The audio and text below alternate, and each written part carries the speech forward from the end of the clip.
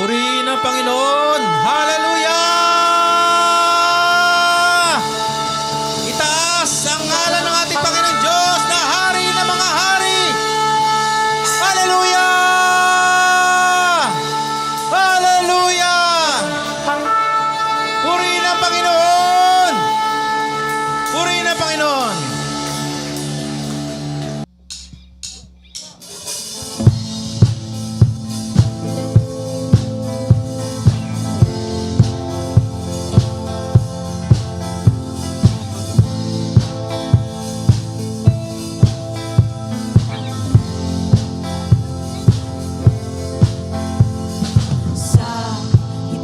Kaguluhan, ang tinig mo ay hanap.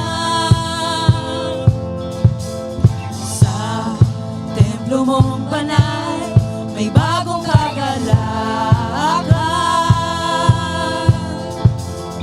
Ang tanging mananatili ay ang iyong sinabi.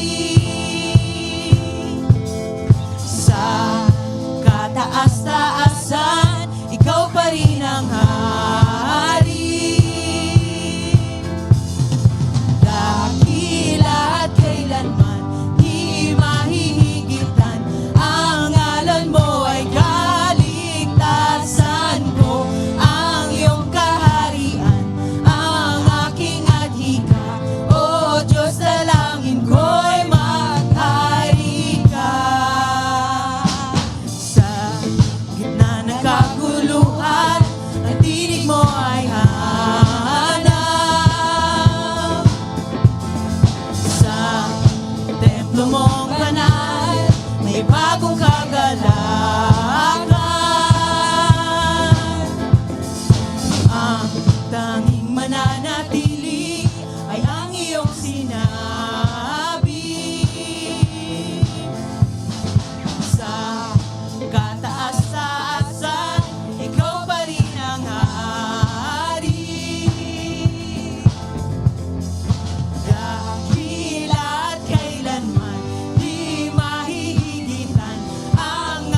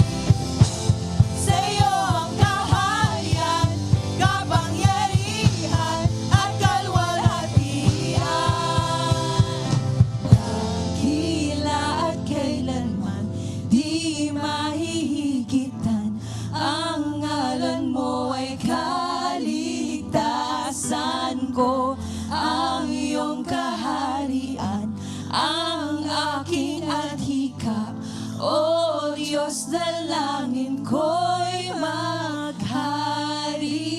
ka. Lord, totoo nga po, ang dalangin namin ay maghari ka, Panginoon. Maghari ka, Lord, sa buhay ng bawat isa sa amin, Panginoon. Every day, Panginoon, we are choosing you, Panginoon. Every day, Panginoon, yung pag-ibig mo, Panginoon, na sobrang ganda, Panginoon, na hindi mo man lang iniisip yung sarili mo. Pero ang bawat isa sa amin, Panginoon, ay patuloy mong iniisip, Panginoon. Lord, even though hindi kami karapat-dapat yet, Father, kami ay laging nasa isip mo. And Lord, we are so blessed, Panginoon.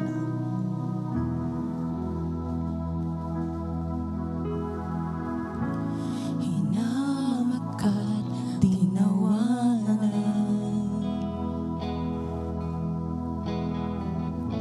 ngunit hindi ka lumaban. Pagkat laman ng isip mo, lubos na kaligtasan ko. Ibinigay ang buhay mo para sa bagong buhay ko. Pagkat sa isip mo'y ako minamahal, ang tulad ko. Pag-ibig mong kay ganda, sa iyong krus ibinuhos. O Jesus, inalay mo.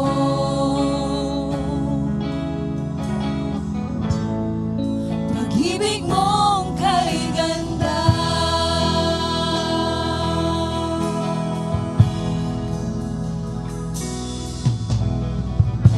kamatayan mo dahilan na tunay kong kalayaan. Kami ngayon iyong anak,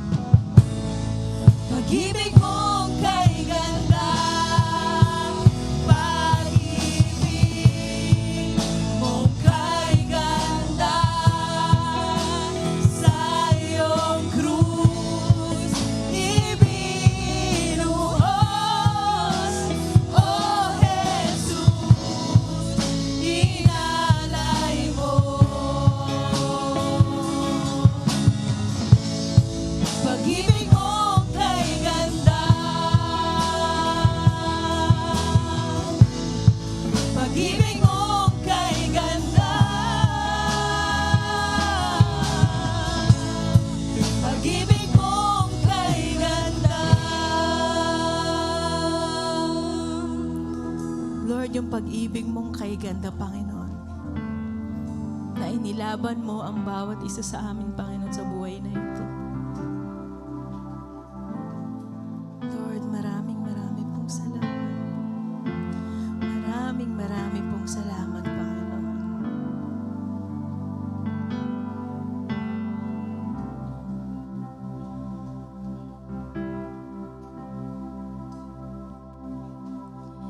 Katapatan mo, O Diyos, tunay at dakila.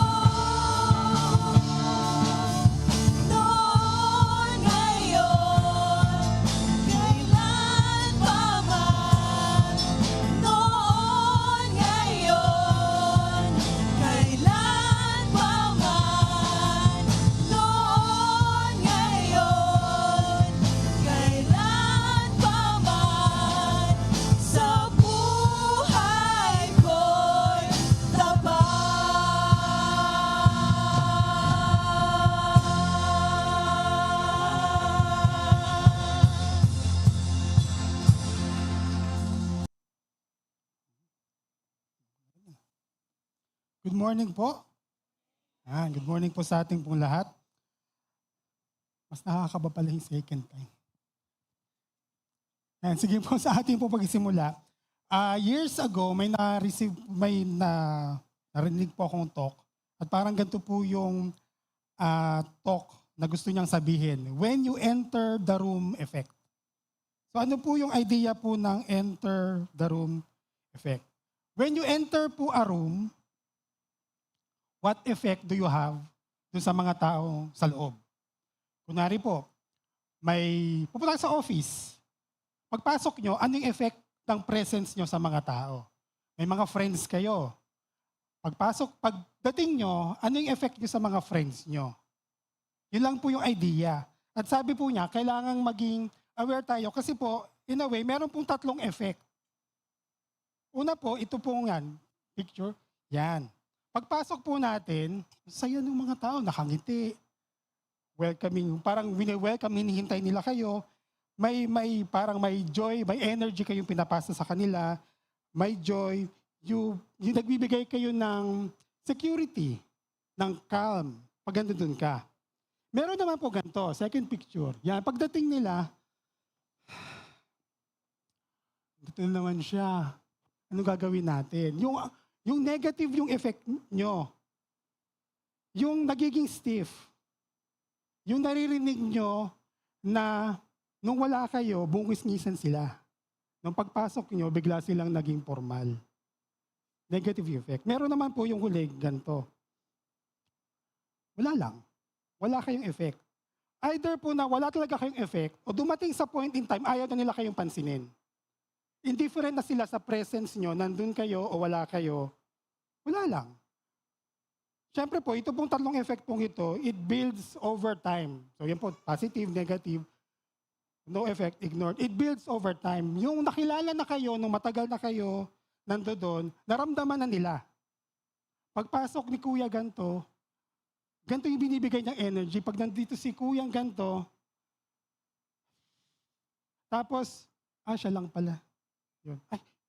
O kaya, hindi na lang talaga papansinin.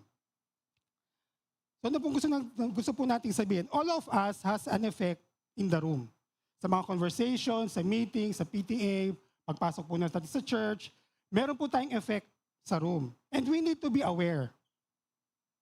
Doon sa effect po natin in the room, mamaya po sabihin ko natin kung bakit. And we assume it's about personality. Yung mga inverter na katulad ko, introvert, papasok sa room, yung ayaw magparamdam, ayaw magpakita. Meron naman po yung mga extrovert, ang hirap kasi introvert, good morning! Welcome sa inyo lahat. Ganon yung energy nila. Kaya parang positive yung effect. Siyempre po, ideally, what we want is the positive effect. Sino po ditong gusto na pagdating nyo po sa isang meeting, yung ayaw nila kayong pansinin, kahit po kaming mga introvert, yung overtime, gusto mo, parang welcome ka, may kino-contribute ka, gusto sa'yo ng mga tao, kasi nararamdaman natin pag ayaw na nila sa atin. Nararamdaman natin kapag daan-daanan lang tayo. Nararamdaman natin kapag lalapitan lang tayo kasi may kailangan sila sa atin.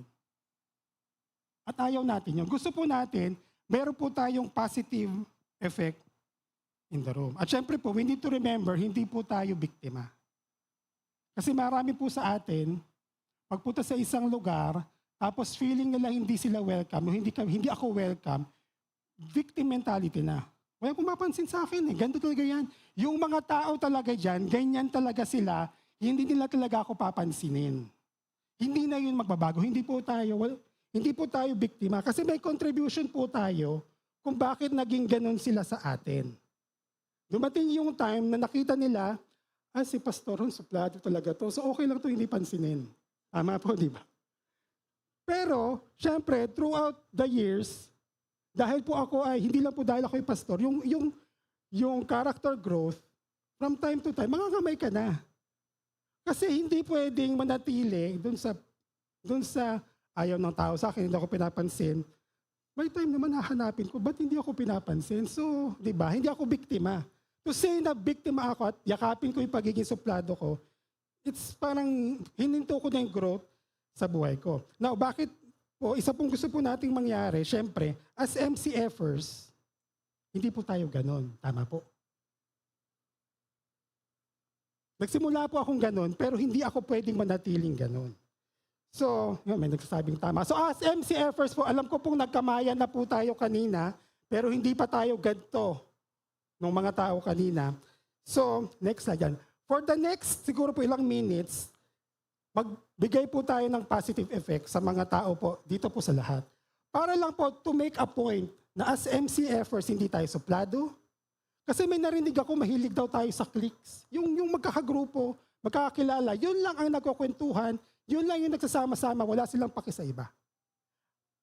Sa moment po ngayon, gusto po nating patunayan na as MCFers, we contribute sa isa pong positive effect dito po sa church. So ang gagawin po natin, tatayo po tayong lahat, look for 7 people, hindi po part ng pamilya nyo, hindi po part ng friend group nyo, hindi part ng e-group nyo, or kung ministry involved sa ministry, hindi rin po sila part nun. Tapos, batiin nyo po sila. So pwede pong ang mangyayari yung mga taga rito, lilipat dito, kasi yung mga taga rito magkakakilala. Yung mga taga rito magkakakilala. Yung mga taga bleachers magkakakilala. So ang gagawin po, medyo mix-mix po tayo just to prove hindi tayo suplado and we can be active, intentional on being a positive effect sa atin pong mga nakapaligid. At least po dito sa church. To say na, di ba kung kayo po ay mga 3 months na dito at nasa sulok pa rin kayo at hindi po kayo gumagalaw dyan, pero kinamayan na po kayo, binati na po kayo, ibig sabihin na kilala na kayo. To say na, mga taga-MCF talaga ay suplado. Di ba kuya, ate, binabati ka na. It's time na mag-respond na. So sige po, tayo po tayong lahat. Yan, hanap po tayo. 7 lang po, 7. Yung hindi nyo ganong kakilala, hindi nyo po nakaka-interact. Yan, tayo po tayo. Meron pong taga-bleachers dito, may taga-bleachers doon na hindi ano. Ah.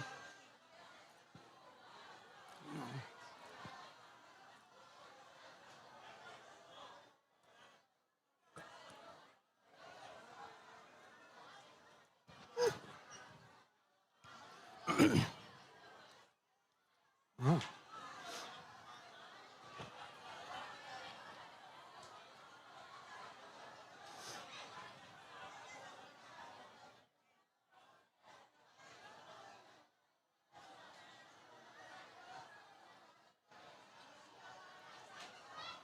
Hello, Jero.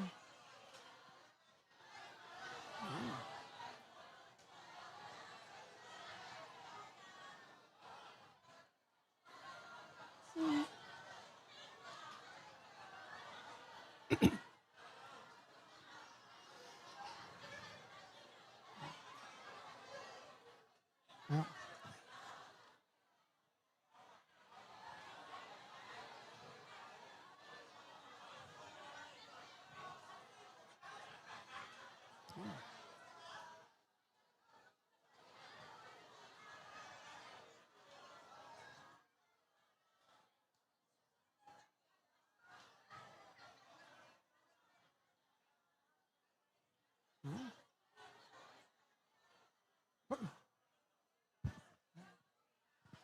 So pag nakapito na po, pwede na po kayo umupo. Kamayan lang po bati lang po, mamaya na po yung kwentuhan.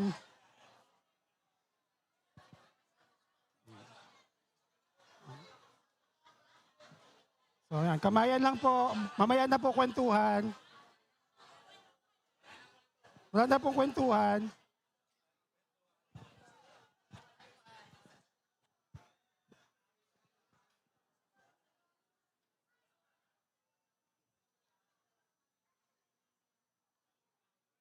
So may makakaupo na po tayo, settle down na po. Kamay na. So makakaupo na po tayo, makakaupo na po tayo. Okay lang po yan. So as MCFers po no one is left behind. walang hindi pwedeng hindi mabate. At least gusto po nating mangyari yun.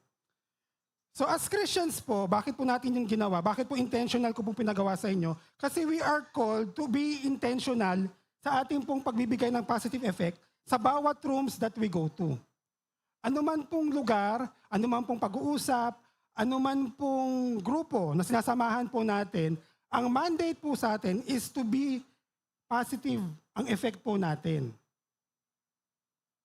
Hindi pwedeng inaayawan tayo ng mga tao. Kasi binasa na po natin kanina kung bakit. Ano po yung sabi doon sa mga verses na binasa po sa atin kanina?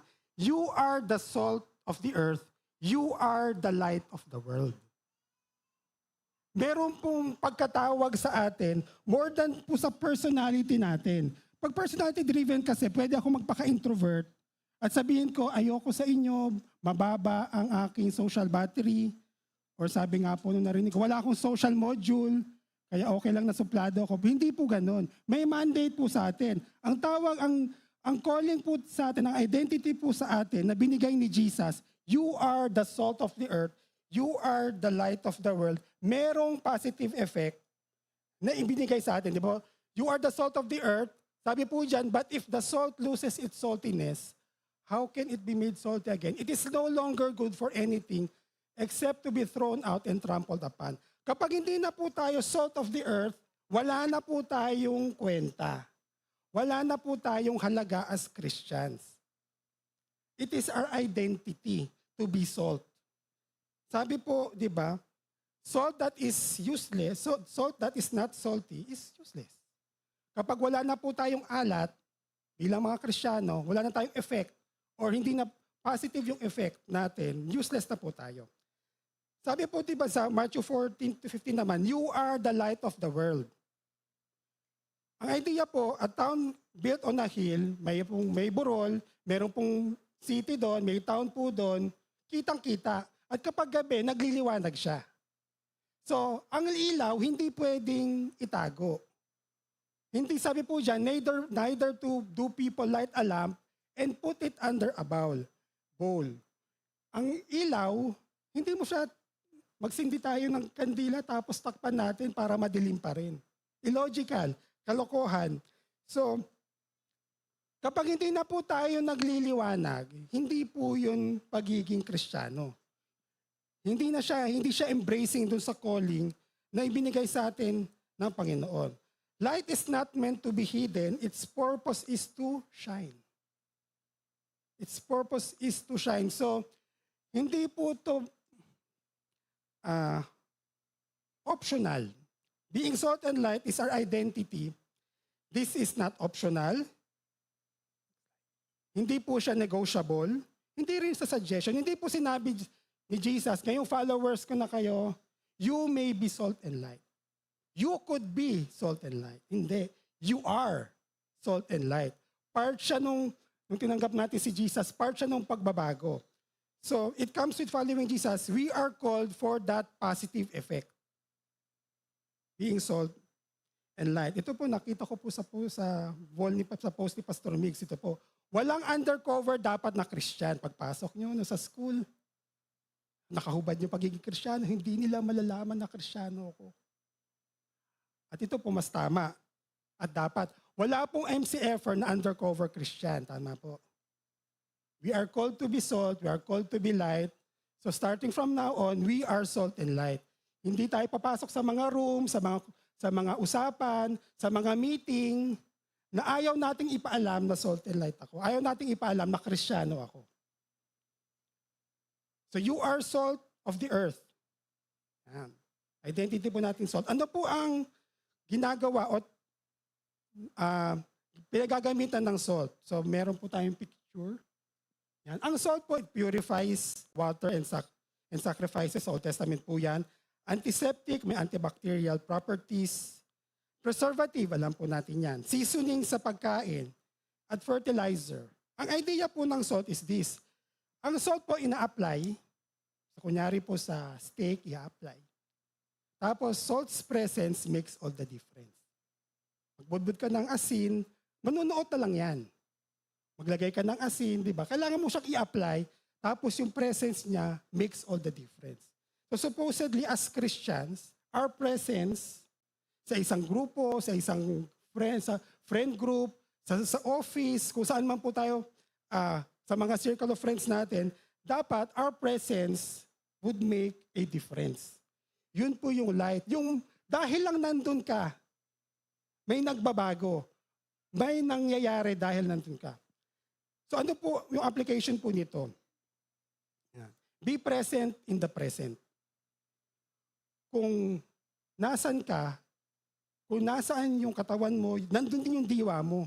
Hindi kung nasaan, nandyan yung mga kasama mo, tapos nandun ka, pero wala ka doon. So be present in the present. Be present in the room you are in.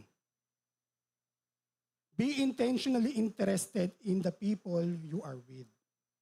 Yun lang po, i-apply lang natin yung pagiging asin natin. Nandun tayo kung nasa nandun tayo. Hindi lumilipad yung isip natin, ano na ba ang kakainin namin mamayang tanghali. Nandito po tayo dapat. So be present in the presence. Pangalawa po, syempre, bring Jesus in that presence. So hindi po ibig sabihin, mga kapatid, pray tayo.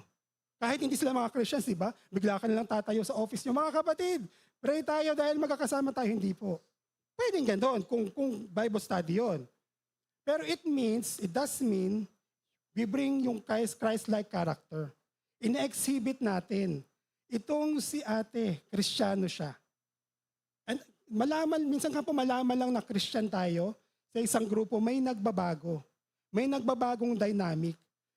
Sa mga, hindi ko po alam, sa mga high school dito, sa mga friend groups ko po ng high school, magtatawanan sila, masaya sila, pero pag may problema sila, hanapin nila si Christian.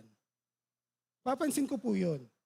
Kasi yung kasama sa kalokohan, kasama namin sa kalokohan, pero ito pag may problema to, pwede ko itong kausapin, matino to eh. So yung presence po natin, nandoon, and we bring Jesus through our Christ-like character. So dalawa lang po, be present in the present, tapos bring Jesus in your presence. So pangalawa po, you are the light of the world, a town built on a hill cannot be hidden, neither do people light a lamp. Tapos sasabi po dyan, sabi ko na po, in the same way, let your light shine. Ang ginagawa po ng ilaw ay nagsashine. Ano po ang uses of light? It brings illumination. It brings guidance, warmth, may growth na binibigay, may energy, may clarity, beauty, and mood. Ang idea po naman natin, the light shines and therefore it brings forth life. Nagliliwanag po ang ilaw, nagbibigay po siya ng buhay. Kung paano po ang araw ay nagbibigay po ng buhay sa ating lahat, ganun din po yung idea ng ilaw. Nagbibigay siya ng buhay. Lahat po ng tinatamaan ng ilaw may buhay. So, saka po, characteristic po ng light, it is intentional and intrusive. Ano pong ibig sabihin nun? Bigyan mo ng konting siwang ang araw, papasok siya. Hindi siya passive na, hindi ako makikialam. Sabihin ng ilaw, ay may butas pero hindi ako magsashine dyan. Hindi, ang ilaw, by nature, bigyan nyo ng siwang, nandun siya, iilaw siya. So ano po yung pwede po natin take away? Number one po, be fully alive. As Christians, dapat intentional tayo in being fully alive. Ano po yung idea po ng fully alive? Live the life of Christ in you. Hindi natin hinuhubad yung ating pagiging Kristiyano. Hindi natin sabihin ngayon, magkakasala na ako, pwede na ulit. Kasi 1 week ko nang hindi ginagawa. Iinom na ako ulit, makikipaglasingan na ako. Pastor, 1 month na akong hindi umiinom sa mga kasama, mga kabarkada ko, siguro pwede naman na. Hindi po ganun. Intentional po yung ating pagiging fully alive. We live the life of Christ in us. At ang idea po nun, kasi we might be the only person doon sa lugar na yun, sa setting na yun, the people would see and experience hope, peace. May kita nila, bakit ka may kapayapaan? Ang gulo-gulo na ng Pilipinas, pero may peace ka. Bakit totoo yung kanta po natin noon? Kahit may problema at wala kang pera, saya pa rin. May belongingness. yung mga people, at least po si Jesus, di ba? Gusto po natin gayahan. Si Jesus po, yung mga sinners, yung mga tax collector, they belong to Jesus.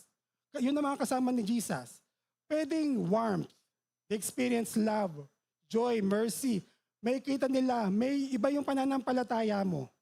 Parang may gumagabay sa'yo. Makikita nila, may conviction ka. Lahat kami, ganito na yung ginagawa, pero nananatili kang strong sa conviction mo. May security. Kalma ka lang.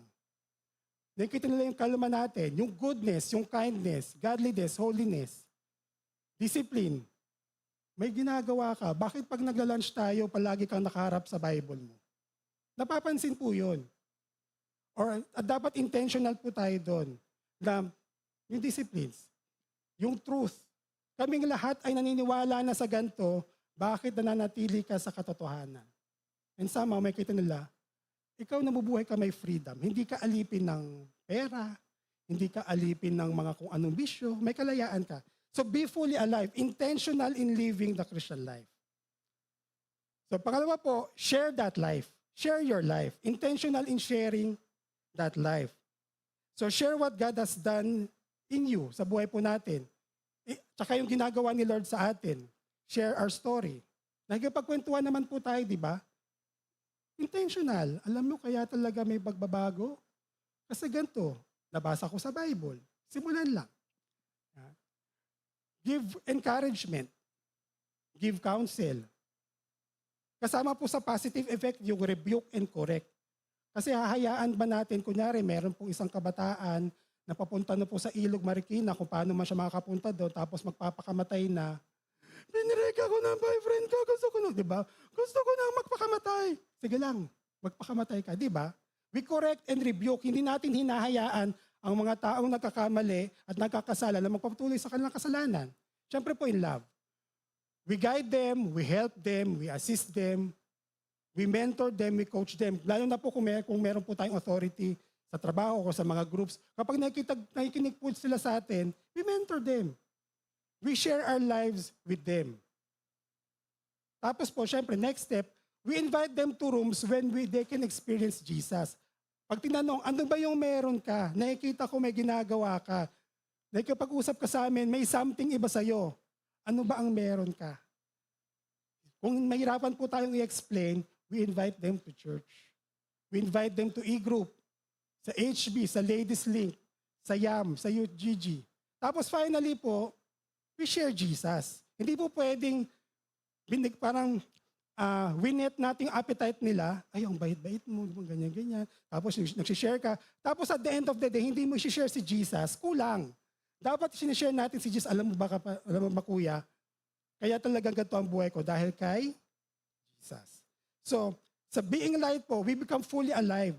Yung life na ibigay sa atin because of the light of Jesus sa buhay po natin, we become fully alive, tapos we share that life sa ibang tao. Sa church history po, at least ito po nung nabasa ko po to, nung narinig ko po to, ang laki po ng impact sa akin. Kasi parang pinakita kung paano nagkaroon yung impact ng, di ba po sina Jesus, 120 lang sila nagsimula nung nag-ascend si Jesus. 120, naging 3,000, naging 5,000, tapos dumami, nagkaroon po ng missions movement sa Acts. Pero after ilang years, may nagbago doon mismo sa Roman Empire. From 120, being salt and light, nabalik mo yung Roman Empire. Tinanggap na nila ang Christianity as their official religion. From people na being persecuted, ayaw namin sa mga Kristiyano, towards sa niyayakap na natin yung mga Kristiyano. Ito po yung sinabi po ni Emperor Julian the Apostate.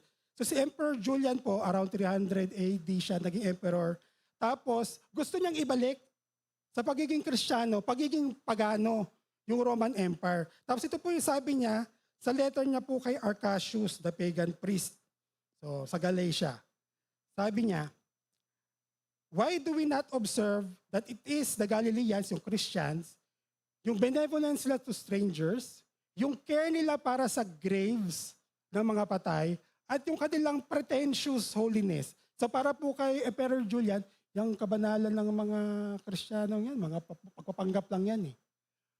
That have done most to increase atheism. So dahil pagano sila, ang paniniwala nila, yun yung totoong religion, yun ang paniniwala sa Diyos, at ang tingin nila sa Christianity, atheism. So ang sabi po ni Emperor Julian, yung kabaitan ng mga Kristiyano sa mga strangers, yung paggalang nila sa atin sa mga namatay, yung kanilang kabanalan sa buhay, yun yung naging paraan kung bakit sila dumami. Yung kindness nila, yung generosity nila, yung respect nila sa mga namatay, yun yung dumami sila dahil doon. Sabi rin po pagpapatuloy po, sabi po ni Emperor Julian, for it is disgraceful that when no Jew has ever has to beg, walang Hudyo na kailangang mamalimos, and the impious Galileans support not only their own poor, but ours as well. Tayong mga pagano, meron tayong mga mahihirap. Pero itong mga Kristiyano, yung mahirap nila, tinutulungan nila, pero pati yung mga paganong mahihirap, tinutulungan din nila. So mula po sa sa Israel, sa Jerusalem, yung impact po ng Christianity naging empire-wide. Sumusulat na yung emperador. Alam mo ba, Arsacius, napapansin natin, dumadami itong mga Kristiyanong to. Dumadami sila sa kabaitan nila. Dumadami sila dahil tumutulong sila. Nagbibigay sila ng help. Hindi lang nga kapwa nila Kristiyano tinutulungan nila, pati yung mga pagano na mahirap tinutulungan nila. So ganun po yung naging impact. Being salt and light, nandun yung mga Kristiyano, sinishare nila yung buhay. Ngayon po, 1/3 of us in the world, Kristiyano. From 120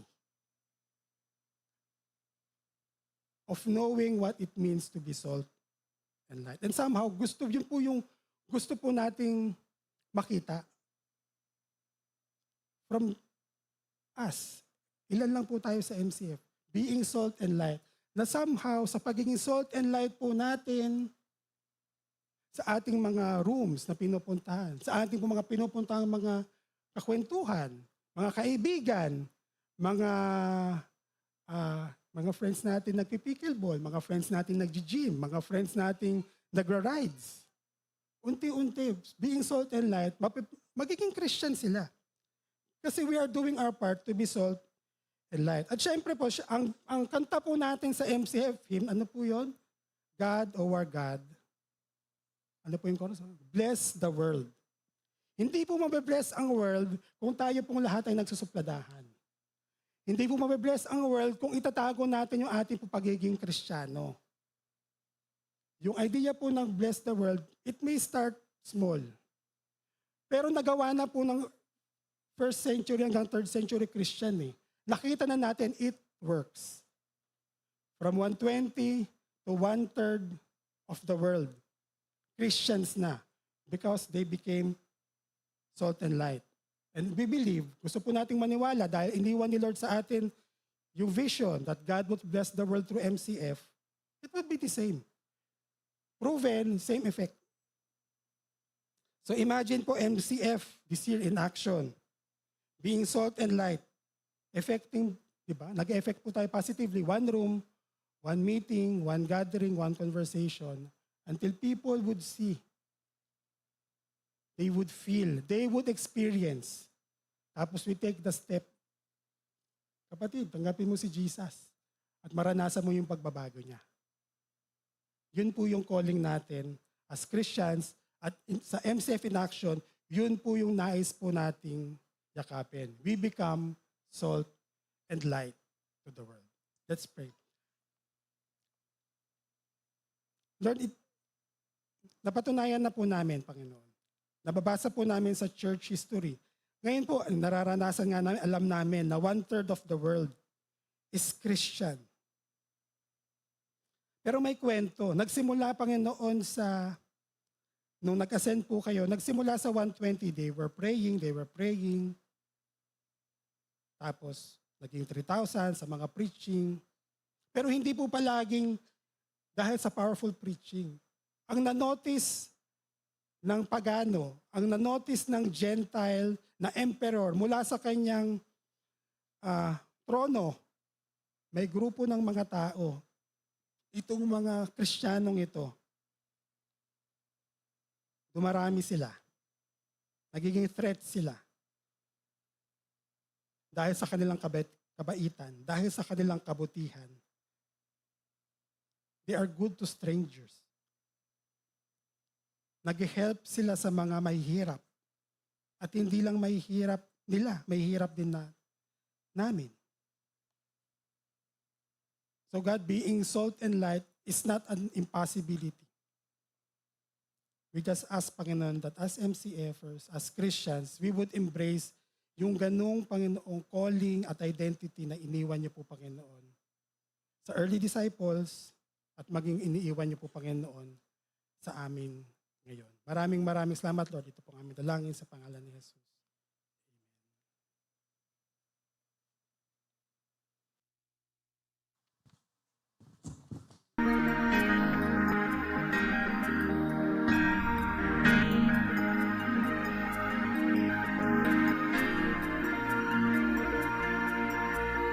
Make us your showcase, an attraction for you, that others may see who you really are, and what you can do, and once they know you, they will love and serve you. God, oh God, bless the world through MCF as we gather to grow and scatter to soar. Your kingdom be established in our hearts and in our home. God, yes, dear God, bless the world through us.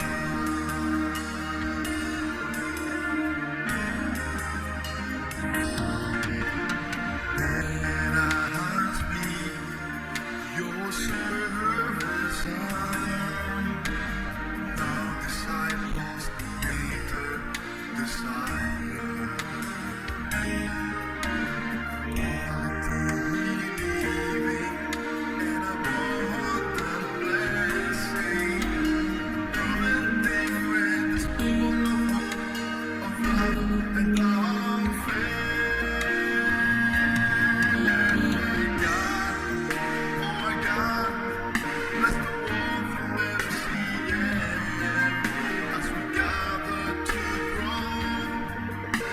Scattered